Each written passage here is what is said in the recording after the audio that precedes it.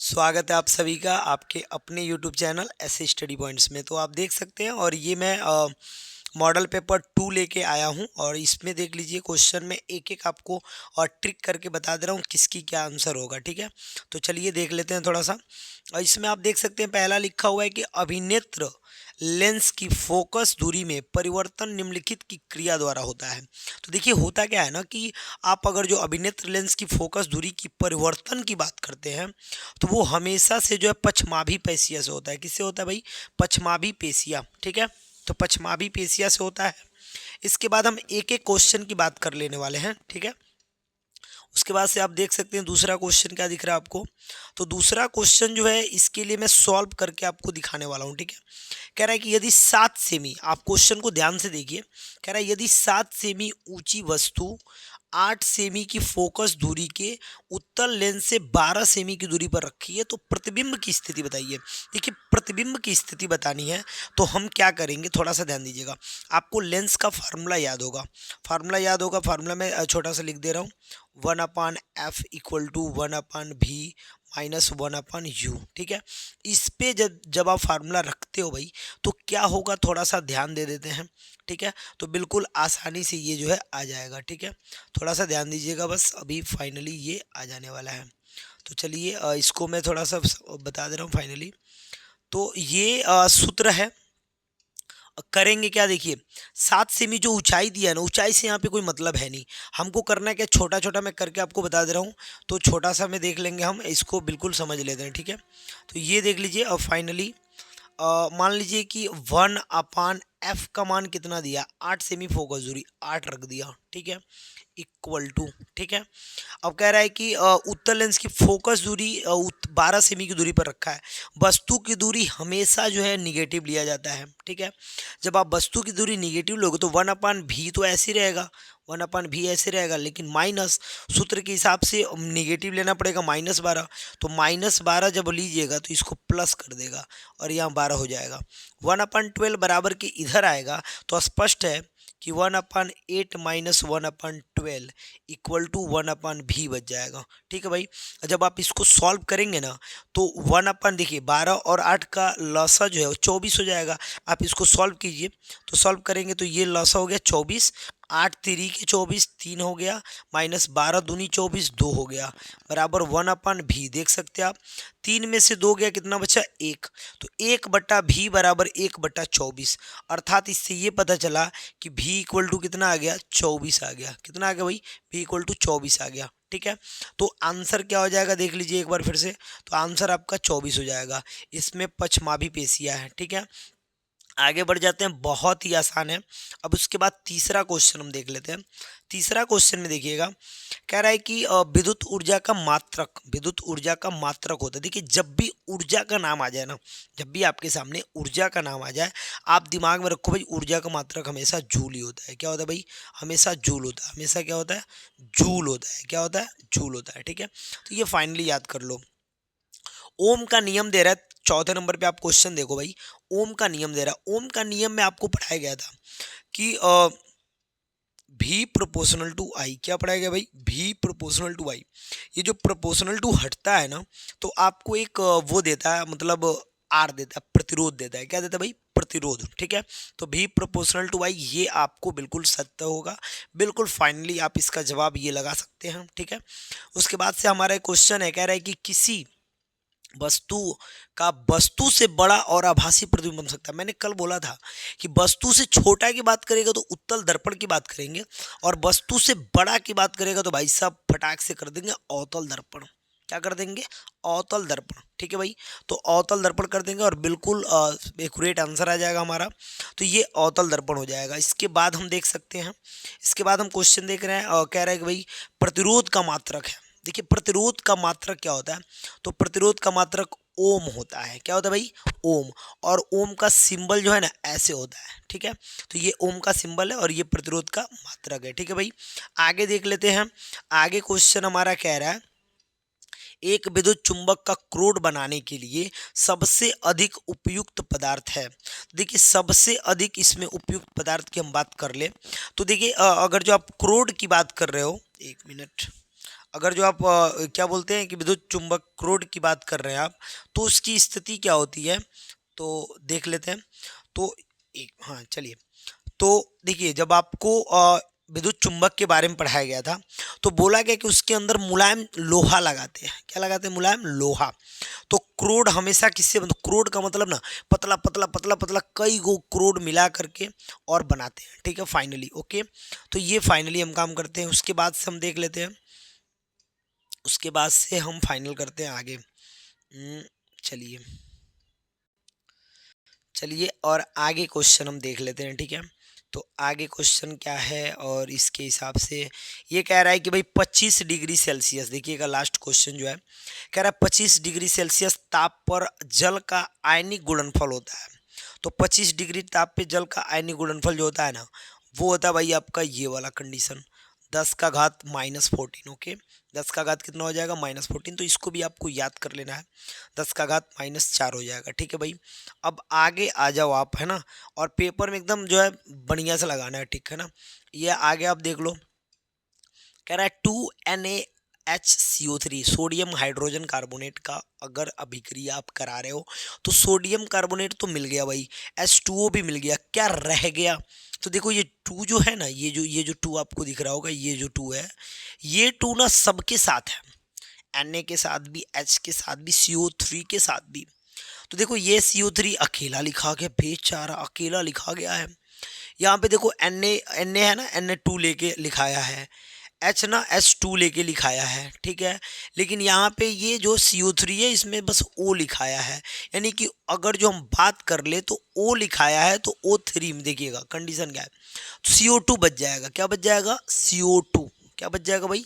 CO2, क्योंकि वो double बार है, तो डबल बार में एक बार वाला तो लिखा गया, जो दूसरका बार वाला है, दूसरका बार वाले में एक O लिखा गया है, तो कौगो बच्चा? CO2, right. आ रहा है समझ में? नहीं आया तो एक बार फिर से समझा दे रहे भाई इसको, चलो फिर से बता दें हम। देखो ये जो 2 है ना, ये Na के साथ भी है, H के साथ भी है, CO3 के साथ भी है, मतलब CO3 2 बार, H 2 बार, Na 2 बार। यहाँ जब हम समीकरण को संतुलित करना आपको बता दे रहा है, तो Na आप देख रहे होंगे 2 बार है, बिल्कुल Na 2 बार, बिल्कुल एक्यूरेट हो गया भाई। CO3 एक बार है, हुआ है अभी, है ना, 2 बार चाहिए लेकिन एक बार हुआ, राइट। H 2 बार चाहिए, बिल्कुल कंप्लीट हो चुका है। O यहाँ पे CO3 2 बार में एक बार लिखा गया, एक बार तो बचा था ना CO3, उसमें से एक O एजा लिखा गया है, देख रहे हो ना। तो अब कितना बचा? CO2 बचा, राइट। तो आंसर क्या हो जाएगा? CO2 हो जाएगा। बिल्कुल आसान है, संतुलित अगर जो आपको ढंग आता है तो किसी प्रकार का कोई दिक्कत आपको होने वाला नहीं है, ठीक है। चलिए आगे सब बता देते हैं। आगे आप देख सकते हैं, आगे क्वेश्चन क्या है, कह रहा है कि भाई निम्न में असंतृप्त कार्बनिक यौगिक क्या है? असंतृप्त की जब आप बात करते हैं, तो देखिए बात कर लेंगे हम वहाँ पे CnH2n से, राइट। यहाँ पे आप देखिएगा तीसरे ऑप्शन में आपको C3 को दिख रहा है, और H 3 4 6 दिख रहा है, मतलब CnH2n को फॉलो कर रहा है, इसलिए ये हमारा क्या हो जाएगा? असंतृप्त हाइड्रोकार्बन। कमेंट कीजिएगा आपको संतृप्त हाइड्रोकार्बन और असंतृप्त हाइड्रोकार्बन याद है कि नहीं है, तो ज़रूर आप कमेंट करके, मैं कमेंट पढ़ूंगा कितने लोग को याद है भाई, क्योंकि ये मोस्ट इंपॉर्टेंट क्लास 10th के लिए संतृप्त और असंतृप्त ये आपसे पूछा जाता है, तो पेपर में ज़रूर पूछा जाता है और बार बार पूछा जाता है, तो इस बात का भी आप बिल्कुल ध्यान रखिएगा, ठीक है भाई। आगे बढ़ जाते हैं, तो ये कमेंट में देखूंगा कौन कौन जो है कमेंट किया हुआ है, किसको किसको संतृप्त और असंतृप्त याद है। एक और बात मैं कहना चाहूँगा कि अगर आप कहिएगा और आप रोजाना वीडियो देखने के लिए इच्छुक होंगे, तो प्रत्येक विषय के लिए मैं जो है सोच रखा हूँ कि भाई जब मुझे ऐसे बनाना है तो PDF से ही बनाना है, तो मैं PDF की मदद से प्रत्येक विषय का 20-20 ऑप्शनल क्वेश्चन आपको दूंगा, ठीक है। और एक एक चैप्टर का इम्पोर्टेंट जो होगा वो भी मैं PDF की मदद से आपको प्रोवाइड कराने वाला हूँ, ठीक है भाई। तो आपको देख लीजिए, आपको कैसा लगता है, आप ज़रूर कमेंट करके बताइएगा कि हाँ सर सभी विषयों का दीजिए, असंतृप्त असंतृप्त आपको याद है ना, इस बात का ध्यान रखिएगा, बिल्कुल मैं बना के आपको दे दूंगा। चलो भाई आगे आ जाओ आप। आगे कह रहा ना, निम्न में से कौन सा कथन अम्लों के लिए? देखिए अम्ल के लिए क्या सत्य है? पहली बात, जब अम्ल है तो स्पष्ट खट्टा होगा, तो कड़वा तो होगा नहीं भाई, तो कड़वा वाला तो ऐसे ही हटा दो, कड़वा वाला तो ऐसे ही हटा दो, अम्ल है तो क्या होगा, खट्टा होगा। तो कड़वा वाला मैंने दोनों काट दिया। अब मैं आ जाता हूँ इस पे कि इसमें कौन सा सही है ऑप्शन, क्योंकि ए और डी ऑप्शन तो सही होगा नहीं। अब बच्चा बी और सी, बी और सी में कौन सा सही होगा, इस बात का हम ध्यान रखते हैं। तो देखिए खट्टे लाल लिटमस को नीला कर देता है, नहीं भाई, खट्टे तथा नीले लिटमस को लाल कर देता है, ये पॉइंट होगा।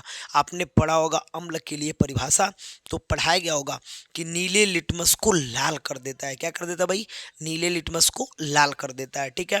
तो ये याद कर लीजिए। और देखिए ना, अम्ल के लिए सबसे पहले मैंने दूगों को तुरंत काट दिया, तो आप देख सकते हैं जब दूगों को मैंने काट दिया तो आंसर कौन सा सही होगा भाई, तो आंसर आपका ये सही हो जाता है भाई, खट्टे तथा नीले लिटमस को लाल कर देता है, ठीक है। आगे बढ़ जाइए, आगे हम आ जाते हैं और ये हमारा प्रश्न है, आप देख सकते हैं। कह रहा है कि निम्न में से कौन से सत्य हैं जब HCl को जल में प्रवाहित किया जाता है। अब देखिए इसमें जो है, कह रहा है कि यह जल में आयनीकृत नहीं होता है क्योंकि यह सहसंयोजक यौगिक है। यह विलयन में आयनीकृत होता है। अब उसके बाद से कह रहा है यह विलयन में हाइड्रोजन और हाइड्रॉक्सिल आयन प्रदान करता है।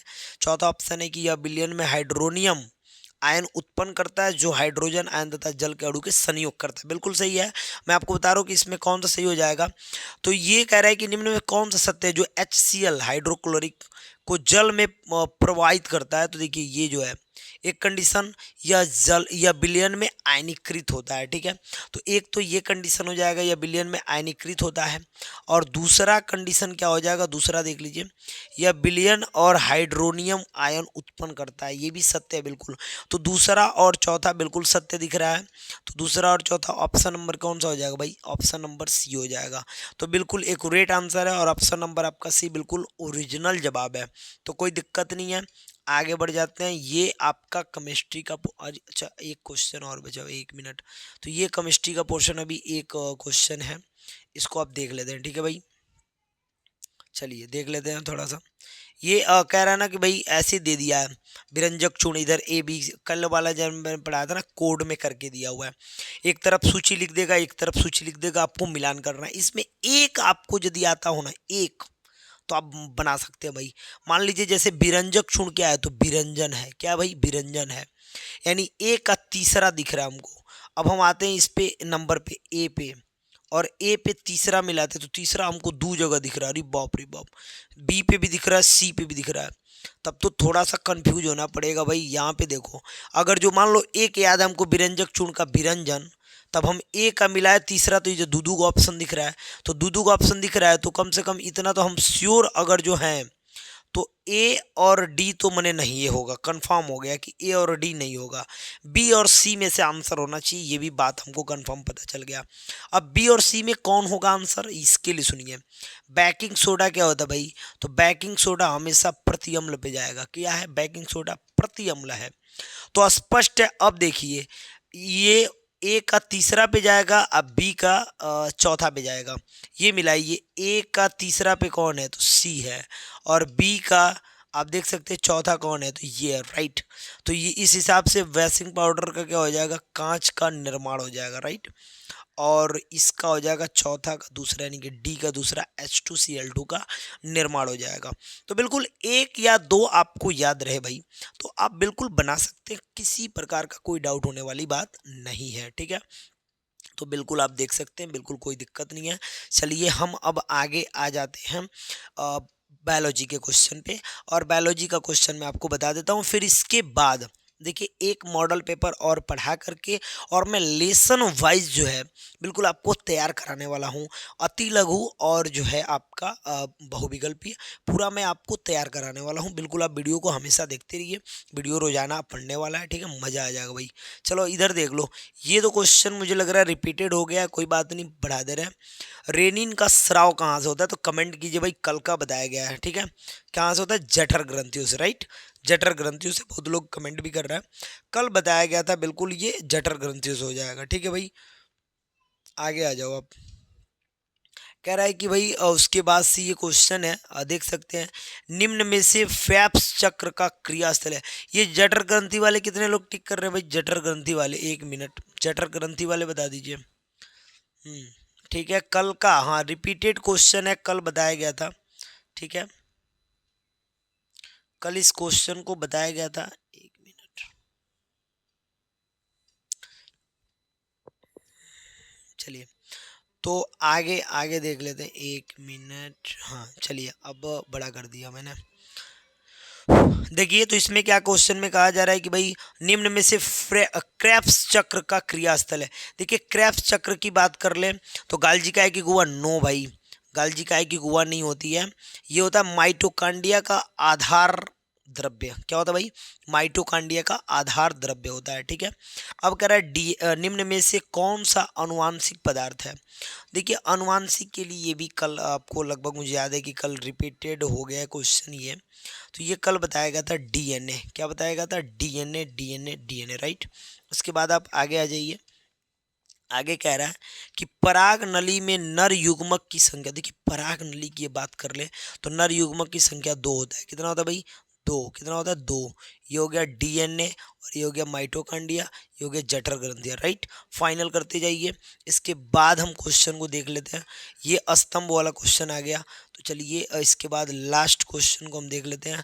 और ये लास्ट क्वेश्चन है, इसमें आप बताइएगा किसको कितना समझ में आ रहा है। ठीक है, तो बिल्कुल थोड़ा सा छोटा करना पड़ेगा क्योंकि दिख नहीं पाएगा आपको। चलिए हम आगे बढ़ जाते हैं। इसमें कह रहा है एमाइलेज क्या है। देखिए एमाइलेज जो होता है ना, स्टार्च होता है। क्या होता है भाई? स्टार्च होता है। एमाइलेज क्या होता है? स्टार्च होता है। क्या होता है? स्टार्च। ओके, तो ये तो फिक्स है कि एक का तीसरा जाएगा। अब एक का तीसरा मिला लो, कहाँ कहाँ है? एक का तीसरा यहाँ भी दिख रहा है, एक का तीसरा यहाँ भी दिख रहा है। चलो भाई कम से कम शुक्र है कि ये दो को तो गलती साबित हो गया है ना। अब बच रहा है कौन सा सही है। ये तो ये एक से पता नहीं चला। एक और बात बता दे रहे इसमें, पीत लवण हमेशा लिपिड्स होता है। लिपिड्स क्या होता है भाई? लिपिड्स होता है। क्या होता है? लिपिड्स। तो ये देखो बी का चौथा दिखेगा और इस वाला ए का भी तीसरा, बी का चौथा, ए का तीसरा, बी का चौथा। और ये बाप रे, देख रहे हो ए और बी में ऑप्शन अभी भी मिला नहीं हमको, क्योंकि ऑप्शन दोनों कंफ्यूज कर दिया।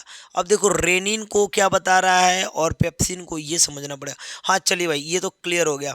रेनिन हमेशा जो है दुग्ध प्रोटीन्स होगा और ये बोलते हैं पेप्सिन हमेशा क्या होगा? प्रोटीन्स होगा केवल। तो ये क्लियर हो गया कि ऑप्शन नंबर आपका कौन सा सही होगा। तो पहला ऑप्शन आपका बिल्कुल सही है, एक ग्रेट आंसर है। यहाँ पे आप देख सकते हैं, तो याद कर लीजिए amylase, amylase starch, amylase starch, पीत लवण लिपिड्स, लिपिड्स। रेनिन क्या करता है भाई? दुग्ध proteins. Okay, pepsin only proteins, pepsin proteins, pepsin proteins, बिल्कुल कोई दिक्कत नहीं होगा यहाँ पे। उसके बाद हम देख लेते हैं नीचे दिए गए जीवों की अलैंगिक क्रिया। अब देखिए अलैंगिक क्रिया मैंने अभी आपको हाल ही में पढ़ाया था, लैंगिक क्रिया, अलैंगिक क्रिया का कंडीशन जो है। तो ये क्या होता है? तो देखिए नीचे दिए गए जीवों की सूची में अलैंगिक जनन कौन करता है। पहली बात मैं बता दूं आपको कि अलैंगिक क्रिया कौन करता है। तो देखिए कुत्ता तो करता नहीं है भाई। दूसरा ऑप्शन जहाँ जहाँ होगा वो गलत होगा। तो ए तो गलत दिख रहा है। फिर जो है ये आपका बी जो है, देखिए ये डी गलत दिख रहा है। केवल किसके वजह से? कुत्ता की वजह से, क्योंकि कुत्ता जहाँ जहाँ वो गलत है, क्योंकि कुत्ता जो है लैंगिक जनन करता है, अलैंगिक नहीं करता है। ठीक है भाई, तो कुत्ता कैसा जनन करता है? लैंगिक जनन, राइट। केला, ईस्ट, अमीबाई, राइट, ये तीनों होगा। और बिल्कुल हमारा ऑप्शन नंबर कौन सा हो जाएगा? बी सही हो जाएगा। ऑप्शन नंबर बी बिल्कुल आप टिक कर लो भाई। केला, ईस्ट और अमीबा, ये तीनों क्या था? अलैंगिक जनन, राइट। अब ये एक काम कीजिएगा, ये चौथा वाला जो है ना 20 नंबर का जो क्वेश्चन है, इसको मैं आपके लिए दे दे रहा हूँ। कमेंट करके प्लीज बताइए कि इसका आंसर कौन सा होगा, राइट। तो ये आपके लिए क्वेश्चन है। Option A B C D करके आपको टिक करना है, तो आप बताएंगे कि ऑप्शन कौन सा सही होगा। ओके, तो चलिए आज के लिए बस इतना ही।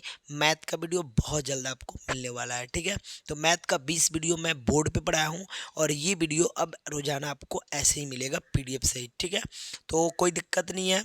चलिए मज़े से पढ़ाई कीजिए, एकदम तैयारी अच्छे से कीजिए। ओके, और कमेंट कीजिएगा कि क्या और विषय पे मुझे इसी प्रकार से PDF समझाना चाहिए। अगर आप कहेंगे हाँ, तो मैं सभी विषयों पे वीडियो लेके आऊँगा PDF के द्वारा। एक और बात है, अगर आप कहेंगे तो मैं अपना कैमरा हटा सकता हूँ, केवल आपको आवाज़ सुनाई देगा। तो आप जैसा कमेंट करेंगे मैं वैसा काम करूँगा। अगर आप कहेंगे कि सर कैमरा रहने दीजिए, केवल आप आवाज़ दीजिए, तो पीडीएफ पे केवल आवाज़ भी आ सकता है, ठीक है। अगर कैमरे की बात है तो मैं कैमरे के साथ भी पीडीएफ को ऐसी वीडियो शूट कर सकता हूँ जैसा कि आप देख रहे हैं। तो चलिए आप कमेंट करके बताएंगे कि आपको वीडियो कैसा लगा। वीडियो अच्छा लगा हो तो प्लीज़ वीडियो को लाइक कर दीजिए। Okay, bye.